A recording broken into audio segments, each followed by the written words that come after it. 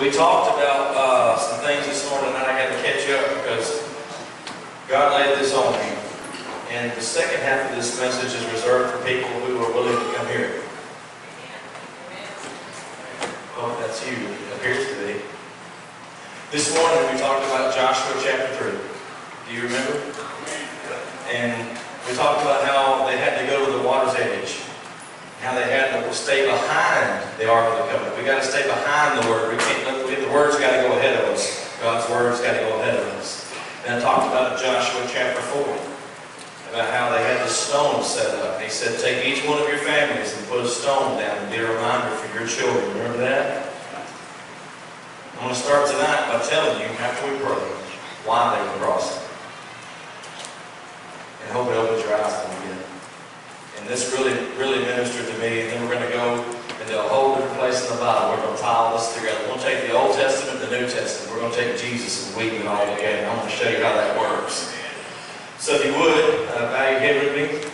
Get your sword out of your sheath. Hold over your head and show Satan you're willing to fight tonight. Amen. Heavenly Father, I thank you, Lord God, for First Baptist Church and everything that it represents, because everything about it represents you. Father, I pray that you just bless the people tonight. God, bless the Word, the reading of the Word, more importantly, our living of the Word. God, let this get into our hearts. Let it change us. Let nobody walk out of this place the same way they walked in. In the mighty name of Jesus, amen. Amen. Okay, how many of you remember the story from this morning? Moses led them all the way to the edge. They had to look over the mountain. Joshua was going to take them in, but they had to cross the Red Sea to get there. The land was full of enemy. There were so many ites in the land of Canaan that they had to go fight. When they got there, they were crossing over to a battle. See, we read the story of the Jordan crossing like it was some kind of miraculous thing. They ran over and had honeycomb milk. You better go read that again. It was a fight. So when we cross over, sometimes God delivers us from one problem, but we're just going right into a new one. If you think about it, today's problem, this year's problem, is not the same one you had last year. What does that mean? That means next year, what you're dealing with right now, you won't be. I'm just telling you, God keeps you moving. He keeps you moving. And sometimes you cross over in a miraculous way right into a new thing. Isn't it really kind of a constant struggle with us anyway? Let's go all the way back. Do you remember the story of Noah? Who remembers Noah? Anybody besides me? You need to know this. I got tied together. You're seeing just a minute. Do you remember the story of Noah? Good. Noah was a drunk.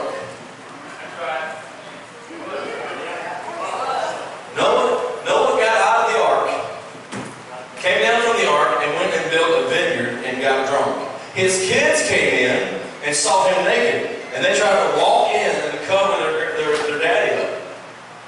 He ended up cursing the wrong kid, but he cursed one of the children and cursed him and said, cursed be Canaan, hear me, cursed be Canaan for all generations. What was the name of the land they're entering right here? The children of Israel taking over the land of, oh my goodness, God lines everything up. For generations, Noah spoke a curse on his children, his own grandchildren. And you look, they rocked on a little while. Sometimes it don't happen today. But the children of Israel walked in and took the land of Canaan. Do you hear me? You can mess up so bad in your walk with God during your generation. You can mess up 3 after you, 4 after you, 5 after you. I'm trying to tell you, it starts in the person in your seat tonight. I need some people that can say, I'm ready to be honest with myself, and let me continue this message. It may be a little hurtful at times. Are you ready? We got to stop it in our generation. Noah messed up a lot of people's lives being a drunk. We got plenty doing that today. They want to blame everybody from their mom to their job to their batteries are dead to the stress. She'll change them out. We'll be going. While she's doing that, I want you to go to Matthew chapter 18. Hey, that's what Brenda said right here. I can change them. I can do it. Got a baby. What?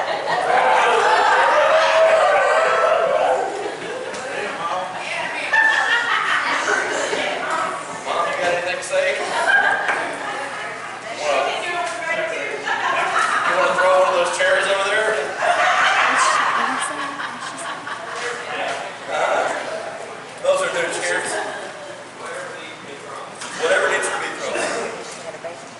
Lisa came on. Lisa speaks the truth. Hey, speaking of drinking, there you go, though, huh? Why did me more roll this year? I was acting cool. Did I do this wrong? Check. Oh, there we go. Are you in Matthew 18? Okay. We're going to... Hello? Maybe not.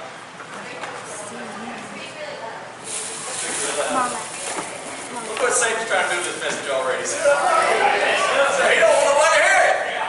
I'm going to preach till you fall asleep. Let me get to Matthew 18. Now hear me now. Hear me now. Because I'm going to tell you something. You may ask yourself tonight, how does Jesus feel about how I'm living my life? And that's a really important question because it's really easy to know what we think. We do things because we want to do them. We do things because we enjoy them. We have a very selfish nature. There's way too many parents putting themselves ahead of their kids. I can't stand to see a mom or a dad pull out an iPhone 6 and have a kid with a saggy diaper. I want to slap you in the mouth. I want to slap you in the mouth. Over here, pop right in your grill. I get so fired up.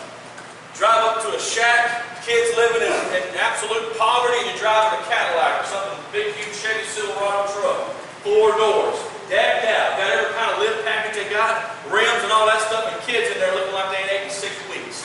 Clothes don't fit, hand-me-down clothes, but a brand new truck. Come on, moms and dads, it's all about sacrifice. Now we're going to get to the working. Praise God, Pastor Ketchup.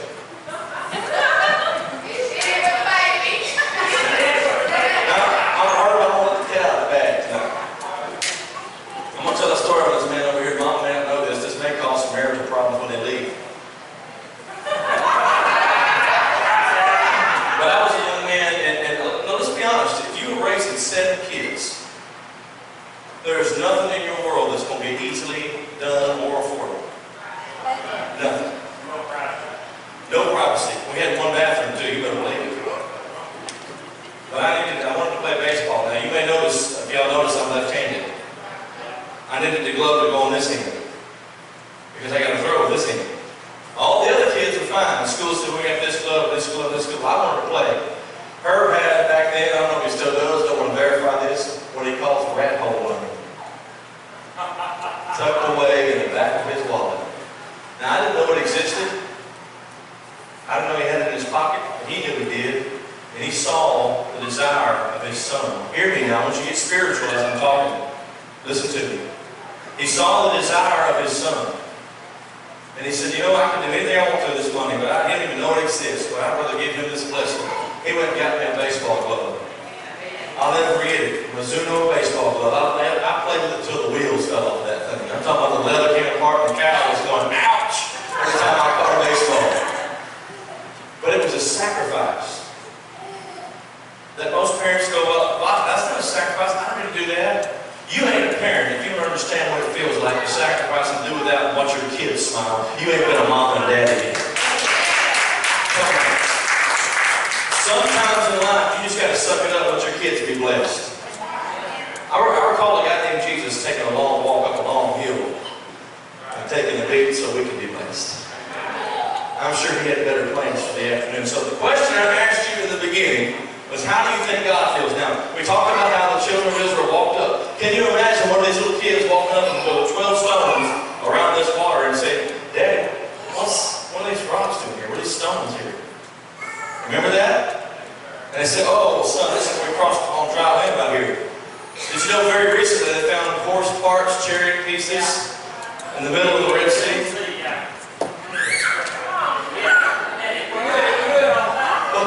God is a God of the impossible. When you are up against the impossible, that's when God says, finally, I can clock in. I mean, until then, we're doing it. Hear me. Until then, we're doing it. It's us, all the way up to the point of impossible, and then God goes, finally, I can check in. My turn. So here we go. We rock on. A long time later, this man named Jesus is on the scene. I want you to think about the message this morning. And then I want you to type before I just preach. I'm just to preach you tonight. Because you need to hear this. If you're a mom and you're a daddy, if you're a granddaddy, I don't care if you're fixing to be, you need to hear this tonight. Stand with me. Matthew chapter 18. Are you there? Verse 1. Somebody say amen anyway. Amen. You know, the most highest form of praise is the word hallelujah. Won't you say that for me? Hallelujah. Woo, look at that. Why do you think we sing that song? Hallelujah.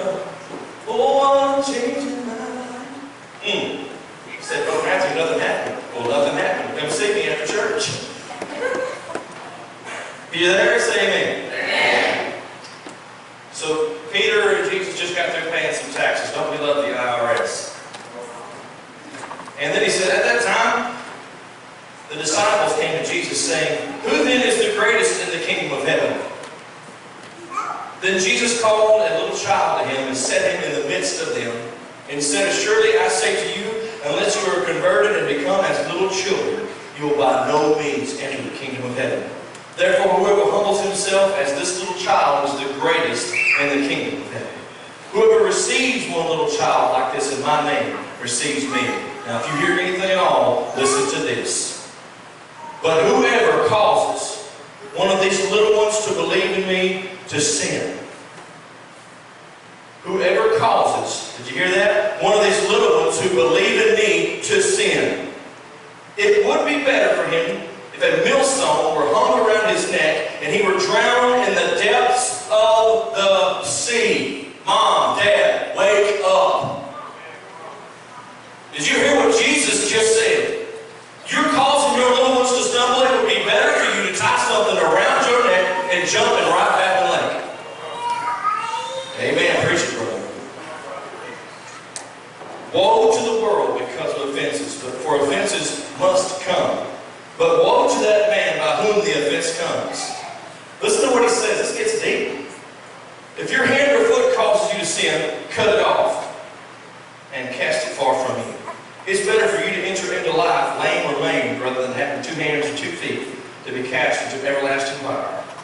If your eye causes you to sin, pluck it out. Cast it from you. It is better for you to enter into life with 1 eye rather than having 2 eyes to be cast into hellfire. You may be seated. May God bless the reading of His Word. Can we have honesty time tonight? Most preachers won't touch this stuff.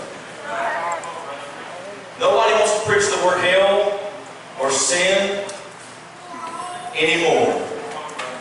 They get to verses like this and they go, whoa, that is too harsh. We need harsh. We need harsh. We need somebody. We need more preachers. We need more Christians. More moms, more dads to say, no, not me, not my kids, not my family. No, no, no, you're not. No. We need that. We better bow down to society. I'm sick of it. I would like to go on my Facebook account just one time and see a picture of somebody's kids blowing up fireworks. They ain't followed by somebody trying to spread an agenda. Everybody's got an agenda and nobody got the word. How about just the Word of God? You want to do something different this week? Just, if you don't have a scripture in it, don't post it.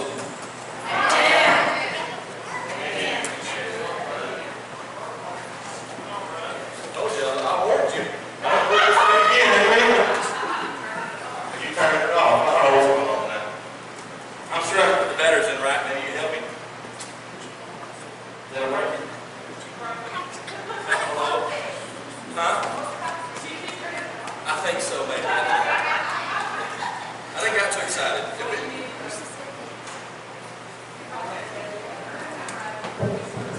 Sure. Say it for real. I just keep on yelling. I don't know what's going on with this thing. Is it not going to work?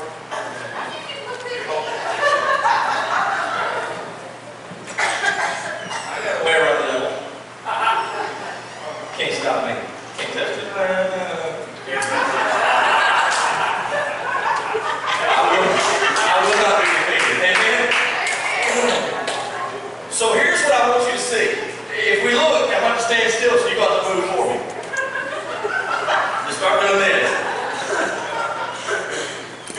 Go back to the top of that. The question the disciples have is my first problem. When you look around and say, hey, which one of us is the best one? You're already messed up. I'm going to have some honesty time with you tonight. And tell you something else that's wrong with this country today. We start to mess it up. Now you get mad probably, but here it comes. You don't have to like me. Here it comes. We have gotten so soft as parents that every kid in every baseball league, in every game, gets a snow cone and a trophy. Amen. There is a right and a wrong. There is a winner. There's a loser. There's taller. There's shorter. There's skinnier. There's fatter. And not everybody is the same. If your son walked out onto a field and they lost 4-3, the trophy should go to the champion team. When you get to heaven, do you think Jesus is going to go, everybody gets salvation? Why should we do it? We're teaching them wrong. We need to show them, son, you were defeated. I learned more lessons in defeat than I ever did in victory. I learned. That's where I learned to hit better. That's where I learned to throw better. That's where I learned to play better defense and focus on catching a ground ball. Because when it goes between my legs, we lose by one, and everybody looks at me. We used to have winners and losers. We used to have Christians and non-Christians. Now we're just trying to mesh it all together, and it doesn't work. Who's the best? Ask Jesus Christ, he's going to say, my kids are the best. My people are the best. He called you his jewel. You're the best. You're his best. Praise God, you're his favorite. You know what God called you? Even Johnny. God called Johnny his friend. I can't get the microphone to work, but God gets Johnny to work. Amen. Who's the best? Let me tell you something. When it gets internal in the church, nobody in this room is better than anybody else. When we figure that out, why does it matter if I say I'm a better Christian than Sean? What does that matter? We get to heaven and he's going to go, Matthew, you were better. Stand closer to me. What are we talking? Why are we even asking this stupid question? Everybody wants a snow cone. All the disciples have, which one's the best? Jesus is the coolest dude to ever live. What does he do? He goes and gets a little kid and brings a little boy and sets him in the midst. Now y'all remember these disciples not long before this tried to run the little kid off, and where Jesus said, no, how about you leave and he stays? What? How about you leave and he stays? He said the kingdom of heaven is like these little kids. You have got right there in front of you the kingdom of heaven. In your lap tonight, the kingdom of heaven. That's what the kingdom of heaven. Amen, brother. He says to humble yourself like Mason if you want to receive him. Let me tell you something about Mason. He completely depends on those two people sitting right there. He doesn't know anywhere his food comes from. All I know, he sees Leslie and somebody's fixing to eat. I don't know what's going to come from tomorrow. I don't know where provisions are coming from, but when I see my Savior working, I know I'm fixing to eat. His word and on my plate. And you can look at me and tell I ain't struggling in either area. Amen. He sets a little boy down. Can you imagine the disciples and they're thinking this in their head? Besides we want a snow cone, they're going, did we just try to run one of these little boys off? Did we just try to, why is little kid? Is he no little kid? And Jesus says, yeah, you need to be like him. You want to talk about humble? He didn't grab another grown man and sit him down. He grabbed a little kid and chewing on his hand while he can't say his words. And he goes, you gotta be like this kid. The grown men are after, did you see what I just told you? He asked the grown men, said, which one of us grown people are the best? And Jesus goes, the kid. I didn't talk out of this one. He said, which one of the grown people are the best? He said, the boy is. Is this one going to work now? See what I mean? I can't move around. Whoever humbles himself as a child. Kids, do you remember when you were little? You didn't stay up at night and worry about how the bills were going to get paid. Your parents did that. We just trusted them. Come on. Whoever humbles himself. Now look what he said. This is where I want to talk to parents tonight. Moms, dads, and grandparents. I can't tell you how many in this generation I have seen grandparents are raising grandbabies. Try to put this microphone said, I can't believe how many grandparents are raising their grandbabies. It's everywhere. We got 13, sitting right there in the back. 13, 14-year-old girls, as young as 12. Ashley was in 8th grade with a pregnant girl. Mom and daddies are going, oh, how cute. Really. As much as we love Mason, that's not how you have kids. I love that boy. Now, these folks right here have elected to restore this young man. But the one who causes that little one to stumble, I'm talking to you. Moms and dads, I'm talking to you. When you cause your kids to stumble, when you write off a string of cuss words and you want to hit them because they said it too, I'm talking to you. Let me tell you where we fix it. In your house, in your roof, at your address, in your living room, in your kitchen, in your bedroom, under your roof, at your house. When you drive home, it starts right there. If your kids are running to school, being a bully, foul-mouthed, worldly little, I don't want to use a bad word, punk, they learned it. They learned it. There's no doubt in this world what my daughter has learned from me. I would rather her be a little bit psychotic, as long as she's saved. So, amen. Look what he said. Woe to the one who causes the little ones who believe in me to sin. Can I tell you something? We can do that as a church. We can do that as a church. If we don't lead them in a biblical way, if you don't take time out of your day to pray over our children's ministries and our youth ministries, hear me, it's our job. When we see kids at our church that are under this roof and they're acting worldly, we go, well, let's pass it off. No, we don't pass it off. We don't pass it off. When I see something that's not right, you better believe I'm going to say something. But God forbid we teach them something wrong. Did you hear what he said?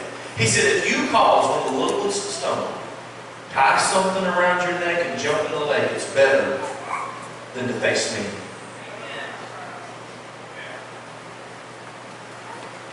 I would like to see on Resurrection morning, I'll tell you a vision God gave me in my sleep one night. I don't know if it was a vision or something I wanted to see. But I dreamed that a lady who had had an abortion went to heaven and stood there in front of God. And behind Jesus was millions of people.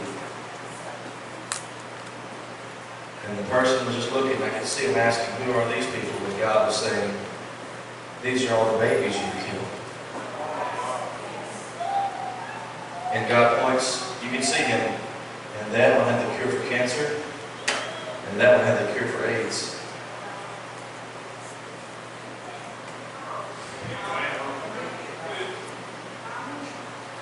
Is there any worse way to cause a little one to stumble than to not ever exist? Wake up. Hear me. Do you really think they're going to walk right into judgment and everything's going to be okay? Do you really think that? And then when they're born, treat them the way these parents are nowadays ain't much better. All I'm telling you is for the church tonight. I'm talking to godly parents who give a care about their children. Look on down here. He said, woe to the world because of offenses. He said, offenses must come. Yes, they're going to come. We're going to cause offenses. We're going to be offended. It's going to happen. There's going to be offense. What does that mean? Some people are going to mess up. There's going to be ungodly people doing stupid stuff. Jesus is simply saying, I don't want my people to be the ones that do it. It would be better for you to pluck your eyes out if you're going to be, instead of living in lust your whole life. That's a fact. The Pharisees used to walk around wearing a box over their eyes to keep them from looking at women. They wore a box on their head. Them dudes were serious. They would run into walls, run into each other to keep themselves from sinning. I mean, that's a little over the top, but what do you do? Talk about your kids. So then I want you to see this. We're going to skip down there because I want you to see the very, very beginning. In verse 10.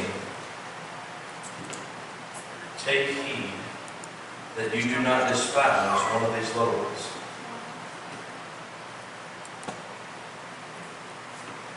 People blame stuff on their parents, and there's too many parents blaming stuff on their kids.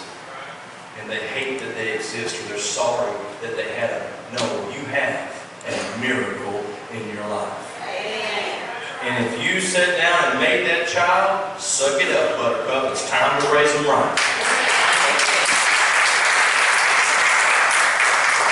For I say to you that in heaven their angels always see the face of my Father who is in heaven. The Son of Man came to save that which was lost. Let me run it by you one more time and you go home and play Jenga or whatever. Hear me. Joshua, a young man, hated the thought of himself having to lead people. He said, God, I'm too young, I'm too inexperienced. He despised youth. Timothy told Paul, Paul, I came to the church, I'm too young. Paul said, despise not your youth, Timothy. Go and preach. You may be here tonight and say, I ain't been saved long enough to have that kind of courage. Quit despising your youth. Young people are the future. I look at the gap we have between children's church and adults, and it makes my heart hurt. I wish we had just as many youth as we do grown-ups. That's our future. One of us is going to have to live a long time so the children's church can catch up with the adults. That's our future. The little ones are our future. Someday you and me are not going to be here. 5 or 6 funerals from now, we're going to have some vacancies. I don't want this church to stop. I don't want this church to cause offenses either. Joshua was a young man who led a bunch of people into a fight. He crossed water that was uncrossable. God on his side, he accomplished the impossible. He walked across on dry land. They kept the word of God ahead of him. And they walked behind him. And they led the way, the priests and the Levites. And they walked across it. And they moved into the land of Canaan. But let me tell you what happened. A few generations later, they began to stumble and sin. Some of the tribe of Israel said, we want our promise on the outside. God said, you got to go in and fight, then you can come back out here and have your little piece of heaven. They lost it. Look at a map today. They lost it. You can't just come to church on Sunday and be a parent and hear for an hour and a half. And go back out to your little promised land at home and do things your way. If God does not reside under your roof, you are going to be a miserable soul for a very long time. I promise you. Mom, Ricky, y'all come on. Woe to you who cause one of these little ones who believe in me to stumble. If you're here tonight and you feel the need to tie something around your neck and go jump in the lake, I have good news for you. He's willing to forgive you. Let me tell you what happened to me. I left a Christian home and went to my little piece of the promised land. And I moved out of the house, went to the Air Force, went to Italy. The drinking age was young. And I developed a drinking problem. I was a drinker, an alcoholic. I drank when I got off work. I drank till I passed out. And I smelled like rotten watermelon in the morning, and I'd go to work. I'd be home on the weekends. I drank Friday, Saturday, and Sunday. We were in Europe for 3 years. My wife saw the inside of our apartment. That's what happened to me. Year after year, all 3 years, you would think, well, why don't you just take a vacation? I couldn't. I was too consumed with me. But I wasn't just not being a husband. I was not being a father. I am so thankful that God cleaned me up before my kids could remember their dad being a Trump loser.